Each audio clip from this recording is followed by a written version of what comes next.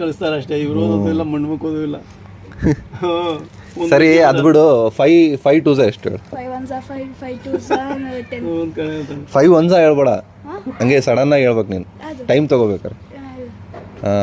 5 6s simple ಅಪ್ಪ. 5 1s 5 5 2s 2 5 3s 15 5 4s 20 5 5s 25 5 6s 30.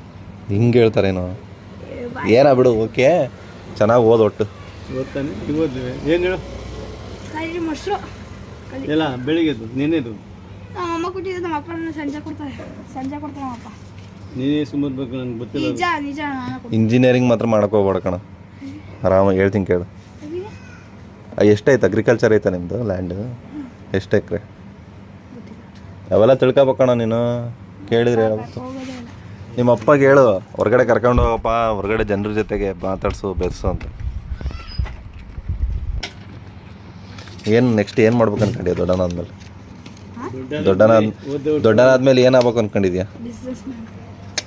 ನೋಡ್ತದ business man ಅಂತೆ. ಎಷ್ಟು ಕೊಟ್ಟೆ ನೀನು? 20 ರೂಪಾಯಿ ಕೊಟ್ಟ ತದಾ 20 ಕೊಟ್ರೆ ಅಲ್ಲಿಗೆ ಇಲ್ಲಿ ನೋಡಿಲ್ಲಿ 6 ರೂಪಾಯಿ. 5 ರೂಪಾಯಿ ಚೇಂಜ್ ಇಲ್ಲ ತದಾ.